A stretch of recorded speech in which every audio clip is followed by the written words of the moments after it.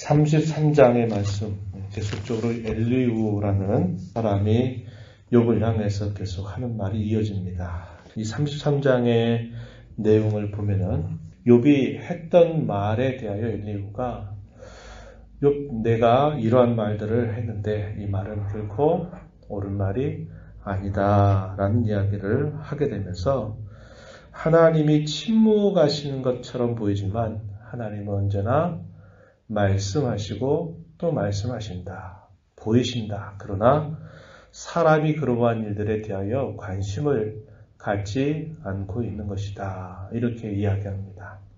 욥이 가장 번민하고 있는 그 문제에 대해서 지적을 하면서 이야기를 하고 있습니다. 그 말에는 어느 정도 옳은 말이 담겨 있지만 그러나 욥의 속사정에 대해서는 역시 엘리후가 충분하게 헤아리지 못하고 있다라는 것을 우리가 볼 수 있다는 겁니다.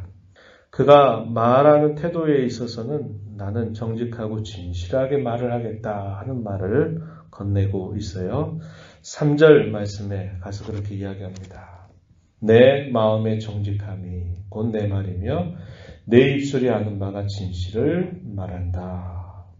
정직함, 진실을 따라서 내가 말하겠다.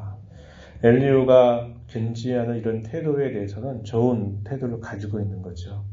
4절 보면 하나님의 영이 나를 지으셨다. 전능자의 기운이 나를 살리신다. 이렇게 말했는데 엘리후가 비록 무리들 가운데 가장 연소자이지만 나는 하나님의 영의 인도를 따라서 나는 여러분들에게 말한다. 특별히 욥에게 이야기를 말한다 한 것을 이야기한 바가 있어요. 32장 8절 보면 이런 말을 했죠. 사람의 속에는 영이 있고 전능자의 숨결이 사람에게 깨달음을 주신다. 어른이라고 지혜롭거나 노인이라고 정의를 깨닫는 것이 아니다. 인생의 연륜, 인생살이에 통해서 얻게 되는 지혜를 무시하진 않지만 그러나 반드시 나이가 많아야만 지혜롭다라고 말할 수 없다. 진정한 지혜는 하나님의 영이 주시는 것이다. 이렇게 이야기를 하면서 자신이 그런 입장을 가지고서 정직하고 진실하게 말하겠다. 이렇게 이야기를 해줍니다. 그러면서 욥이 한 말을 그가 인용을 하면서 이제 말을 시작합니다. 9절 보면요. 욥이 시험 가운데서 여러 말들을 쏟아낼 때 이런 표현들을 사용했다는 것을 엘리후가 지적합니다. 나는 깨끗하여 악인이 아니며 순전하고 불의도 없거늘 참으로 하나님이 나에게서 잘못을 찾으시며 나를 자기 원수로 여기사 내 발을 착고에 채우시고 나의 모든 길을 감시하신다. 내가 이렇게 말하지 않았느냐. 이렇게 욥이 했던 이야기를 인용하고 있습니다. 이 내용은 욥기서 9장이나 13장에서 욥이 하는 말들을 참고해 볼 수 있습니다.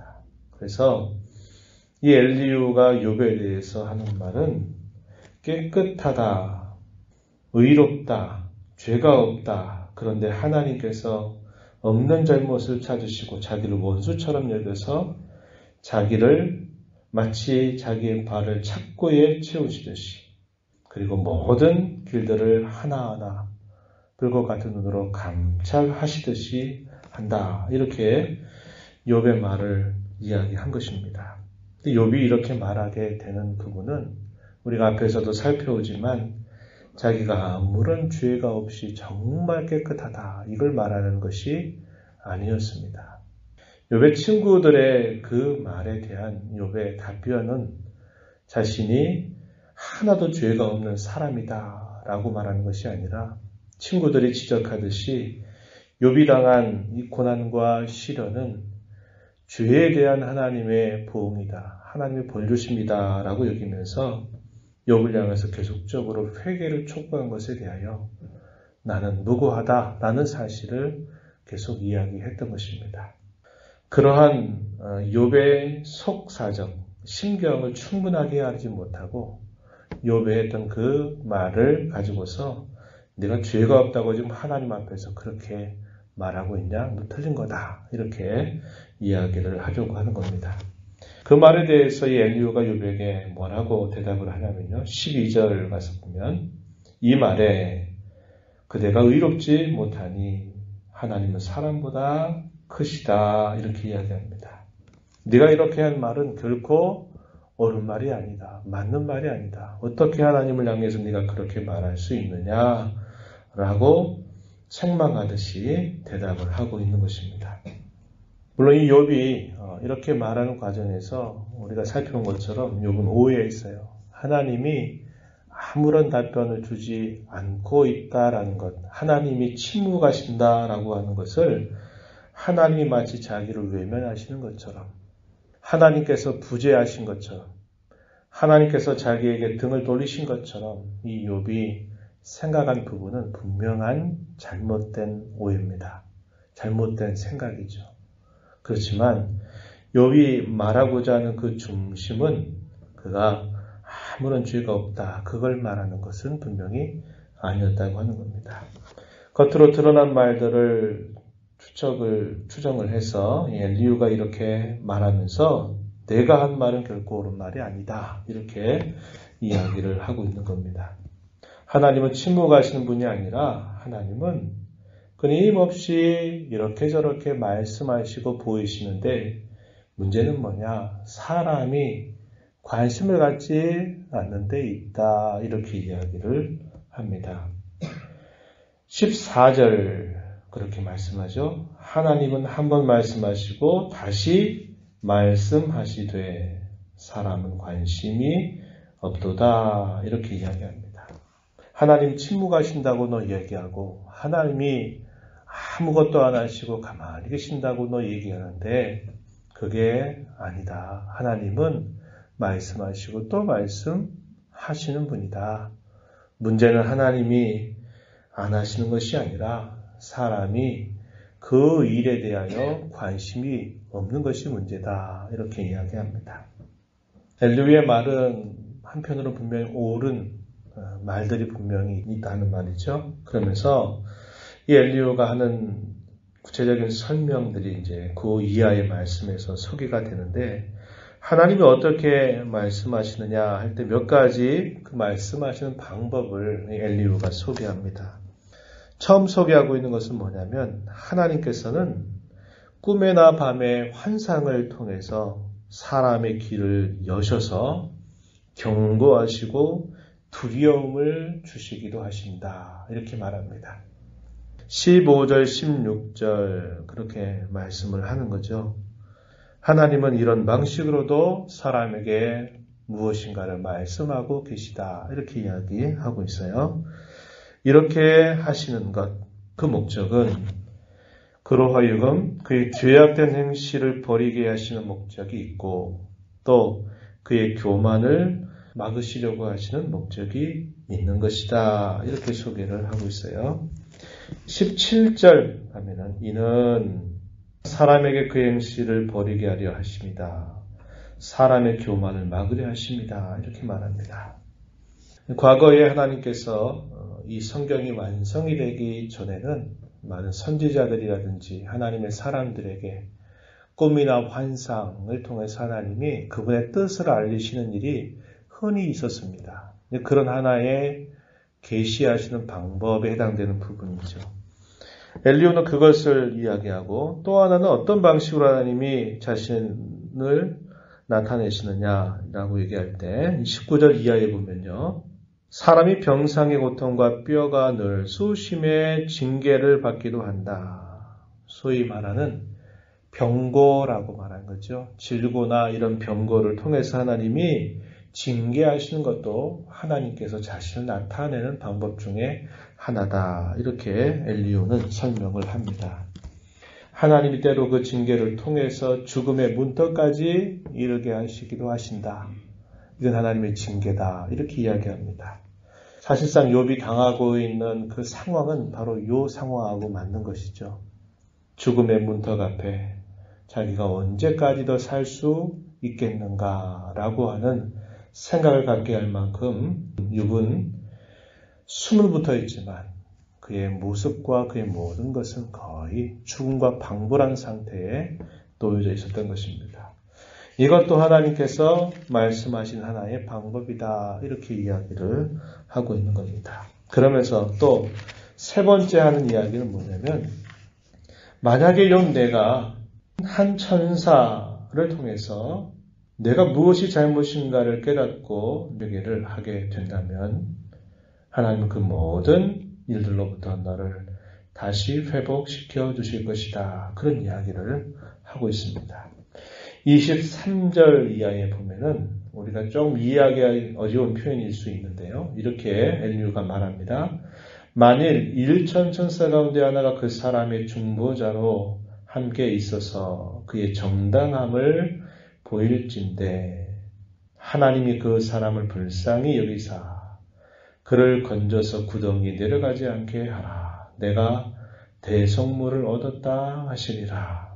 이 중보자라는 말은 그 욥의 상황에 대해서 그 상황을 설명해 주는 사람, 해석하는 사람 이런 의미로 소개하고 있습니다. 그리고 그의 정당함을 보인다라고 말할 때 그가 이러하다 저러하다라는 것을 깨우쳐 준다 이런 의미로 이해할 수 있는 표현이에요. 아, 내가 이러한 잘못이 있고 문제가 있구나. 이것을 깨달음을 얻어서 그가 회개하게 된다면 25절 이하에 보면 그의 살이 청년보다 부드러워지며 젊음을 회복할 것이다. 그는 하나님께 기도함으로 하나님의 은혜를 베풀어 주셔서 마침내 회복시켜 주실 것이다. 이렇게 이야기합니다. 친구들이 욥을 향해서 해왔던 이야기와 비슷한 이야기를 엘리후가 또다시 하고 있는데 조금 특별한 것은 천사를 그 사람의 중보자로 소개하면서 이렇게 이야기를 하고 있는 것입니다. 이것도 하나님께서 말씀하시는 방법이다. 하나님은 이렇게 흔히 행하신다라는 사실을 이야기하고 있습니다. 29절에 한번 보시면 실로 하나님이 사람에게 이 모든 일을 제3 행하심은 이렇게 행하시는 것이 한 번 행하고 마시는 것이 아니라 계속 이러한 일들을 행하신다라고 이야기합니다. 우리가 앞에서 읽었던 말씀처럼 하나님은 말씀하시고 또 말씀하신다라는 표현을 이렇게 표현 약간 바꾸어서 설명을 하고 있는 겁니다. 이렇게 하시는 그 목적은 30절에 그들의 영혼을 구덩이에서 이끌어 생명의 빛을 그들에게 비추려 하심이다. 이렇게 소개하고 있습니다. 엘리후가 욥에 대하여 하는 말은 내가 죄가 없다고 말한 것은 분명히 옳은 말이 아니고 틀린 말이다. 내가 하나님보다 더 큰 자처럼 이렇게 얘기하는 것은 분명히 잘못된 일이다. 하나님은 욥 네가 말한 것처럼 침묵하시는 분이 아니라 하나님 끊임없이 말씀하시고 또 자신을 나타내시는 분이다. 때로는 두려움과 경고를 주심으로써 때로는 질고와 같은 그런 징계를 주심으로써 때로는 그를 깨우쳐서 그로 하여금 무엇이 잘못됐는가를 알게 되었을 때 회개를 촉구하는 이런 일들도 하나님께서는 계속 자신을 나타내시는 것이다. 그러니 회개를 하고 돌아선다면 하나님께서는 그 모든 어려운 상황으로부터 건져주시고 회복시켜 주실 것이다. 그러한 이야기를 하고 있는 것입니다. 우리가 분명히 이 상황, 욥과 상황을 떠나서 분명히 생각해야 될 것은 그거죠. 하나님은 엘리후가 말한 것처럼 끊임없이 자신을 우리에게 보이고 나타내 주신다고 하는 겁니다. 하나님은 오늘날처럼 이렇게 성경이 완성이 되고 난 이후에는 이 성경의 말씀을 통해서 또 우리 안에 내주하시는 성령님의 깨우침을 통해서 끊임없이 그분이 우리에게 무엇을 원하시는지 그것을 우리에게 알게 해주셔요. 그뿐만이 아니라 우리가 하루하루를 살아가면서 겪는 여러 가지 일과 사건들을 통해서도 하나님은 우리에게 무엇인가를 깨우쳐 주신 일을 하신다는 겁니다. 성도가 이 땅에 살면서 살아가면서 겪는 그 모든 일들은 아무런 뜻이 없는 것이 아니라 거기엔 항상 하나님과 관련이 되고 있다라는 면에서는 이 엘리후의 말이 굉장히 우리가 귀담아 들어야 될 부분이 됩니다. 문제는 뭐냐? 우리가 무지해서 우리의 영혼이 둔감해져서 우리가 무감각해져서 깨닫지 못하고 하나님이 외면하시는 것처럼 보이고 하나님이 침묵하시는 것처럼 보일 뿐이지 하나님은 결코 그런 분이 아니다라는 것은 오늘날 우리에게 있어서도 매우 중요한 깨우침이 되고 있다 하는 겁니다. 그래서 우리는 모든 상황 속에서 하나님의 손길을 읽는 자세를 가져야 됩니다. 주님의 말씀을 통해서 때로는 우리가 겪는 이런저런 일들을 통해서 하나님의 손길을 늘 생각하고 그 손길을 따라 살아가는 일에 힘을 기울여야 한다 하는 것입니다. 이 한 주간을 살아가면서 여러분들 우리 모두가 그렇게 주님 앞에 살아가게 되기를 진심으로 바라고요. 그러나 한편 엘리후가 하는 말 중에 실수는 역시 욥의 그 깊은 심정을 공감하지 못하고 그 마음을 여전히 읽지 못하고 있다라는 것이 여전히 아쉬움으로 남는 부분이다 하는 겁니다. 우리가 다른 사람과 관계를 맺어서 또 이 한 주간 많은 사람들을 만나 살아가게 될 때 그 사람의 마음의 중심을 잘 헤아리려고 하는 자세를 갖는다면 우리가 말하는 많은 부분에 있어서 실수들을 줄일 수 있게 될 것입니다. 그런 마음을 품고 또 이 한 주가 흩어진 교회로 힘써 살아가는 우리 모두가 되기를 진심으로 바랍니다. 하나님 아버지 감사합니다. 이 새벽 시간에 저희들을 불러주셔서 오늘도 말씀하신 하나님 앞에 또 저희들을 세워주시니 감사합니다. 저희들의 눈과 마음을 열어서 때로는 말씀을 통해서 저희 안에 내주하시는 성령님을 통하여 또 저희들이 매일매일 일상을 살아가는 삶을 통해서 만나는 사람들 또 경험하는 모든 일과 사건들 속에서 늘 하나님의 손길을 발견하고 하나님의 뜻을 주의하여 살아가도록 저희들을 지혜롭게 하시고 저희들이 영적으로 늘 깨어 근신한 자로 살아가도록 저희들을 이끌어 주시기를 간절히 바랍니다. 흩어진 교회로 한 주간을 살아가면서 또 많은 사람들을 만나 대화하고 말을 하면서 살아갈 때 그 사람의 심정을 잘 헤아려 줄 수 있는 그런 마음을 가지고서 공감하고 위해주고 덕을 세우고 또 그를 견고하게 세워줄 수 있는 그런 말을 하면서 주님께 영광을 돌리는 저희들의 삶이 되도록 인도하여 주옵소서. 은혜의 보좌 앞에 나와서 아버지 은혜를 구하며 또 이 하루 한 주간을 살아가오니 저희들을 긍휼히 여기시고 은혜를 베풀어 주시고 기도 가운데 주님과 교제하는 귀한 시간이 되게 하여 주옵소서. 예수님 이름으로 기도하옵나이다. 아멘.